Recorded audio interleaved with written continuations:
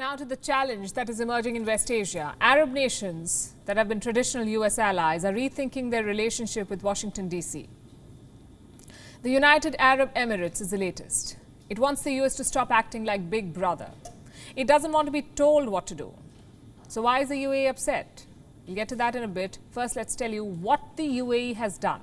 It has threatened to cancel an F-35 deal, a $23 billion deal with the United States, a deal to buy state-of-the-art fighter jets, drones and other defense equipment. The UAE has put that deal on hold for the moment. It was struck in August 2020. It was a cornerstone of the Abraham Accords, a gift of sorts, you could say, from Donald Trump to Crown Prince Al Nahyan, a gift for the normalization of ties between Israel and the UAE. So this deal was signed in August last year, but it hasn't really taken off. That's because American politicians have way too many conditions. They're spelling out one caveat after another. What sort of caveats? Mostly statutory requirements and guidelines on how these fighter jets should be protected. But these guidelines betray America's suspicions, and they stem from China's influence in the UAE. So what does the US fear? They fear that these fifth-generation fighter jets could become victims of Chinese espionage. So the US has laid out several conditions on how to protect them, several terms for the agreement to go ahead.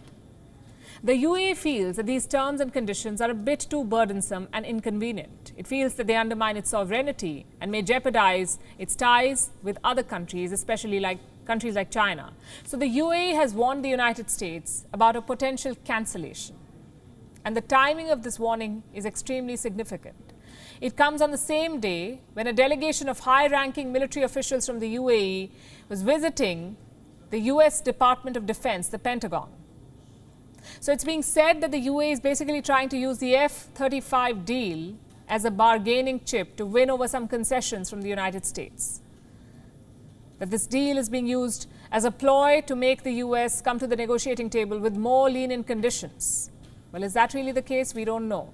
What we can tell you, though, is how America's conditions have upset the UAE. First, the US made the UAE halt work on a Chinese facility, a facility which the Americans thought would be used for military purposes. We're talking about a Chinese shipping port being built at a secret location near Abu Dhabi. On the face of it, this facility was purely commercial, but the US said that it had intelligence that China would use it as a military base. So they put pressure on the Emiratis, and the UAE had to stop work at the site, or had work stopped. Another thorny issue is Huawei's 5G trials in the Emirati Kingdom. In 2019, the UAE allowed Huawei to install its equipment to establish a high-speed wireless network. The intention, they said, was to diversify their economy to move away from oil export-generated revenue. But Washington did not see it like that. It saw the deal as a threat to America's interest in West Asia. The US felt that Huawei would be able to steal the technology America is selling in West Asia. So it asked the UAE to pull the plug on the deal. The UAE refused. America set more conditions on the F-35 deal. The issue remains unresolved. The third bone of contention is the UAE's decision to buy Rafale fighter jets. Earlier this month, France agreed to sell 80 Rafale fighter jets to the UAE. This is part of a $19 billion deal between the two countries, France and the UAE. Now, America saw this deal as an insult, as a betrayal of its friendship. But the UAE was only trying to send a message that it has other options should Washington continue to impose stricter conditions for the F-35 procurement. Now, today, this message has turned into a warning. America has been asked to get a grip on itself, understand that it cannot dictate terms all the time.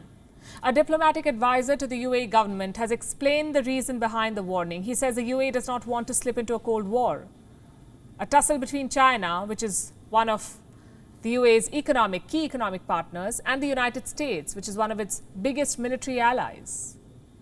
Let me tell you what the advisor said, and I'm quoting, "There is a thin line between competition and a new Cold War.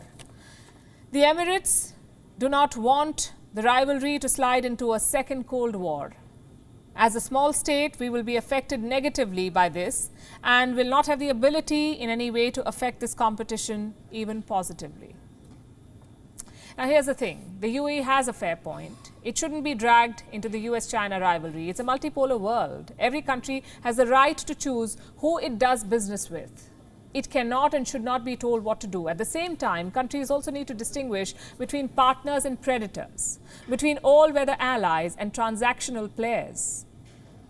China is known to keep friends with benefits. It has a record of laying debt traps and undermining national security of almost all of its partners. We do hope the UAE is aware about this and is making its decisions wisely. WION is now available in your country. Download the app now and get all the news on the move.